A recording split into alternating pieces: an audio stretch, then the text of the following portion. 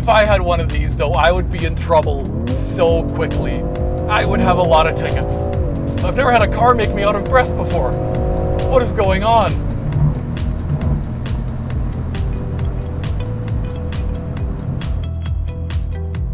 Hello and welcome to Road to the F1. I'm Paul Anderson. On this series, we're meeting people online, we're reviewing their cars, and we're connecting the dots between owners with the goal of reaching the McLaren F1. So if you've got an interesting or exciting car, or any car in general really, because this is all about meeting people, send me a DM, fire off an email to roadtothef1@gmail.com. We'd love to feature you on the show. Big thanks goes out to James, who reached out and handed over his keys to his car today, the 2021 BMW M340i. I am very excited to be driving this car today. I drove the 2018 340 a couple of years ago. I really liked it, so I'm very curious to see how this car stacks up and how it compares to the older model.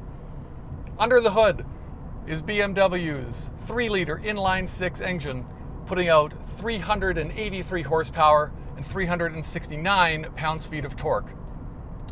All of that power comes on really quickly. I've only been driving this car for a very short time at this point, and it is very surprising how quickly this car accelerates and how quickly you get yourself into trouble. It will do 0 to 100 in 4.4 seconds. You put your foot down and look at the heads-up display, and before you realize it, you are well into license-revoking territory, which is an awful lot of fun, but also a little bit dangerous for the spirited drivers out there.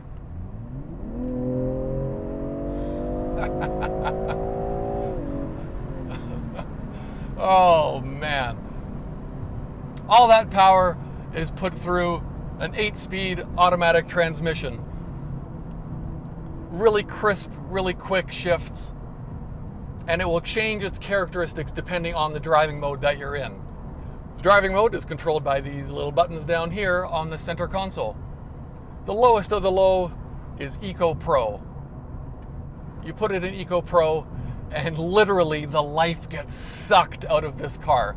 Eco Pro is all about fuel efficiency. So you're getting less power, your throttle response is basically non-existent, the springs are softer, the computer in the car will reconfigure all of the electrical systems, all in the name of saving fuel. So your AC is not going to blow as cold, your seat heaters aren't going to get as hot, it'll take longer to heat up, things like that. Now, I know talking about fuel efficiency is not the most exciting thing for those of us that are enthusiastic drivers, shall we say. I know I am. If you're watching this video, you probably are too. But Eco Pro actually has some pretty cool features to it. One of them is a route assist feature. And what that does is the car just scans the road in front of you and will give you suggestive tips on how you can drive. Start braking now, accelerate here, and so forth. It basically coaches you into being a better driver and a more fuel-efficient driver. There's also a coast mode. So when you're driving down the highway and you take your foot off the gas, the engine shuts off and you're just coasting down the highway, spending no fuel, which is kind of convenient. As soon as you put your foot back on the gas, it seamlessly turns the engine back on and you keep cruising. No problem. There's a whole bunch of other things. There's the regenerative braking, there's electric power steering, which will only turn on when you're turning the steering wheel, and a whole host of other features. BMW says that in Eco Pro you can get up to 20% fuel savings, which is, let's be realistic, astronomical. That's phenomenal if you can actually get it. I'm highly skeptical myself. I'm sure you can achieve 5 to 10% pretty easily. 20% seems like a bit of a stretch, but I'm sure somebody achieved it on a test track somewhere. They wouldn't be saying 20% if they didn't manage to get it at least one time. Up one step from Eco Pro is Comfort Mode. This is your basic default everyday driving mode. You do have access to all the power of the engine. The gear shifts are a bit quicker. The suspension's Not as firm as it gets. It's a little bit softer, but it's more firm. The steering feel is a little bit better. Like I say, it's your day-to-day driving mode. It's comfortable, as the name suggests. If I have one little nitpick about this car, it's that it doesn't remember your driving mode. So, for example, if you commute all day and you're always in Eco Pro because you're wanting to save fuel, when you get back in the car the next day to go to work again, you have to put it back into Eco Pro mode. It doesn't remember that you were in that mode. It's a little thing, but for me, if you're spending this kind of money on a car, it would be nice that it would remember the mode that you're in the next day when you turn the car on. Not a big deal, but it is to some. This guy. Up from there is Sport mode, and you'll notice as soon as this button gets pressed, the whole character of the car changes, notably for you at home. The exhaust note. The exhaust opens up, it's a little bit louder. You get a little bit more of that glorious inline-six engine, which I will say does not sound as good as it did in the 2018. The 2018 car sounded phenomenal. This car is a little bit muted. It's not quite all there. It still sounds nice though. Sport mode, the suspension gets firmer. The steering wheel, immediately you can feel the difference. You have all of the power, you have all of the torque, you have absolutely everything you need to have some fun with this car. Sport Plus is one step up from Sport mode. It shares most of the same characteristics, but your traction control will be reduced to 50%, and the computer will not take over your shifts if you're in manual mode. So if you forget to shift, it's just going to hit the limiter and sit there until you go, right, I'm driving. Plus, Sport Plus is also what you need to be in for launch control. So, let's do this. Launch control. Sport Plus, in power, left foot brake, foot to the floor. No launch control active, but we're doing it anyway.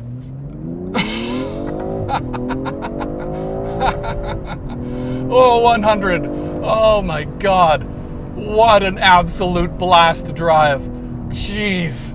Oh, jeez. It just throws your head into the headrest and absolutely rockets off. The shifts come so fast. You probably heard me hit the limiter there because I couldn't think fast enough. Oh my God. Jeez. The biggest difference I notice about this car versus the 2018 is the suspension. It is noticeably firmer in this car. It's a bit more nimble, it's a bit firmer, like I say. You're really feeling all the bumps in the road. But that's not to say it's harsh. It just feels like a nice driving sports car, which is probably why you're able to get yourself into so much trouble so very quickly, because it doesn't feel like you're going fast, which is a little bit dangerous. The adaptive M Sport technology suspension system comes with firmer springs, as you would expect, a torque vectoring rear differential. The anti-roll bar was tweaked a little bit. Here's a little bit of twisty road. Let's have some fun. The lane assist is on. I can feel it pulling me back into the middle. Huh.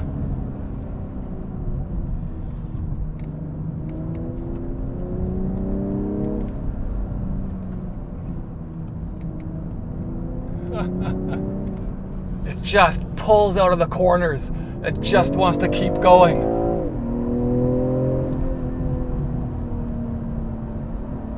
Look at this.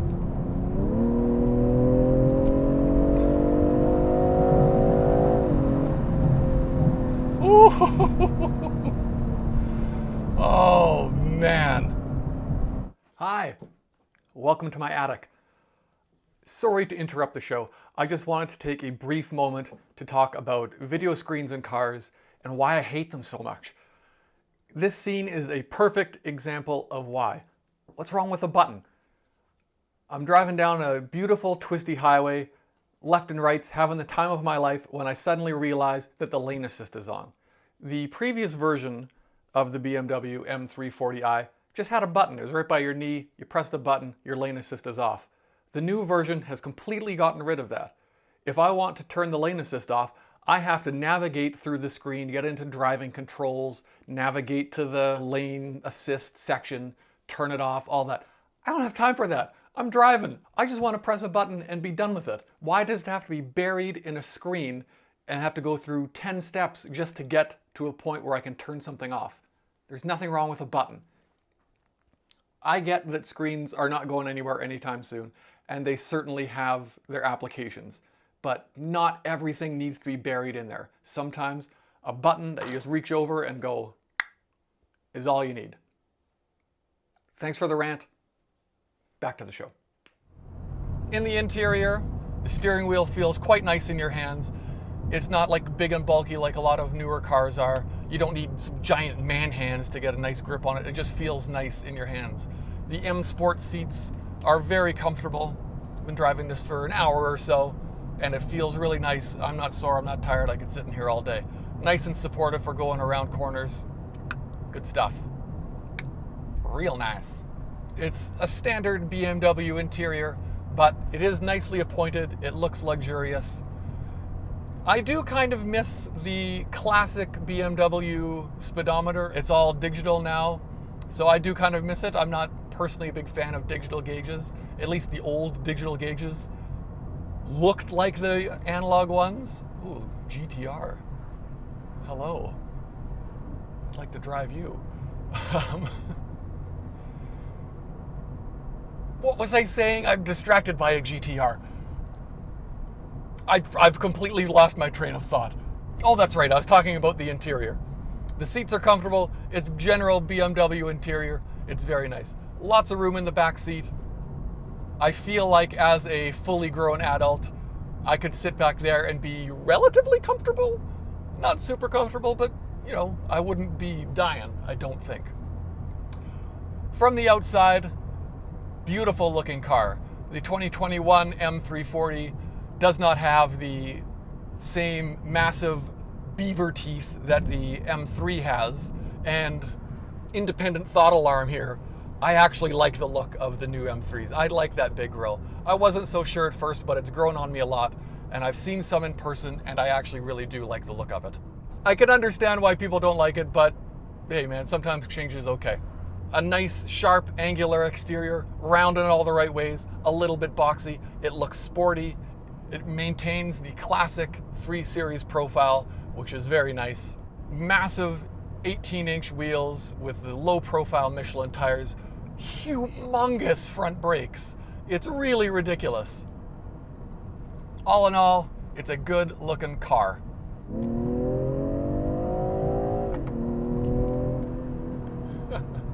Look at this twisty road we're gonna go on now.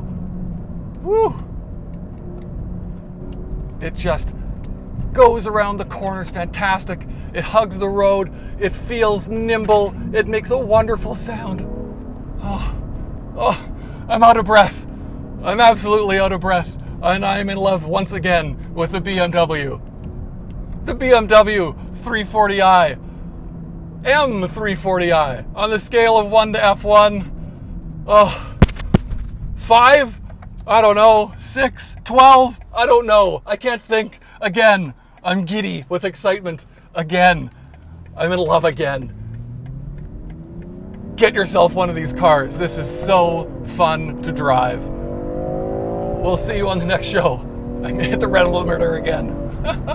I can't even think. This is wonderful. Thanks for watching. We'll see you on the next show.